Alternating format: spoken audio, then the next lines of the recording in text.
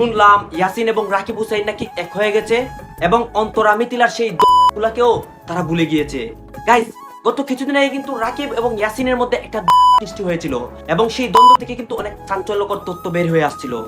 Guys, এই ভিডিওটা আপনারা কেউ মিস দিবেন না, কারণ এই ভিডিওর মাধ্যমে আমি স্পষ্টভাবে ক্লিয়ার করব যে রাকিব হুসাইন এবং ইয়াসিন কিভাবে এক হয়েছে এবং তাদের দ্বন্দ্বটা কিভাবে শেষ হয়েছে। গাইস, গত কিছুদিন আগে কিন্তু রাস্তার মধ্যে তাদের সেই দ্বন্দ্ব হয় এবং সেই দ্বন্দ্বের পর থেকেই কিন্তু তারা অনেক আলোচনা এবং সমালোচনায় আসে এবং তাদেরকে নিয়ে কিন্তু অনেক ভিডিও ভাইরাল হয়। মানে তারা কিন্তু একজন আরেকজনের গোপন রহস্যগুলো ফাঁস করে দিচ্ছিল, মানে ইয়াসিন করে দিচ্ছিল অন্তরার গোপন রহস্য, অন্যদিকে রাকিব হাসান কিন্তু মিথিলার নামে অনেক ভালো ভালো কথা এবং অনেক রকমের কথা বলছিল। গাইস, গত কিছুদিন আগে কিন্তু রাকিব হোসেন একটা লাইভে আসে এবং সেই লাইভটা হচ্ছে ইয়াসিন যেটা বললো আমার ব্যাপারে, পুলিশ নাকি আমাকে খুঁজে পাচ্ছে না। তো আমি বলতে চাই বাংলাদেশের টেকনোলজি কিন্তু এতটা দুর্বল না। রাকিব হোসেন কিন্তু লাইভের মধ্যে অনেক কথা বলে মিথিলা এবং ইয়াসিনের সম্পর্কে, অন্যদিকে কিন্তু ইয়াসিনও একটা লাইভে আসে এবং মিথিলাও একটা সময় টেলিভিশনের ইন্টারভিউতে আসে এবং সেই ইন্টারভিউটা হচ্ছে ওরা আয়শা বলতে।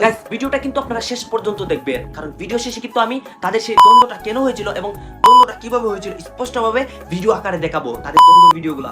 আগে এটা দেখেন। মিথিলার সাথে কথা বলবে সাইডে একা। আমি বলছি কেন আপনার ওনার সাথে কথা বলবেন, আপনার কি বলার আমাকে বলেন। তারপর ওরা কি করছে, অকট্য ভাষা একটা ছিল, মিথিলার হাত ধরছিল, তখন মিথিলা হাত। এই হচ্ছে আসল বিষয়। এখন কথা হচ্ছে যে তাদের দ্বন্দ্বটা কেন হয়েছিল এবং সেই দ্বন্দ্বের ভিডিওগুলো কি, তাদের বিষয় কি আপনারা জানেন?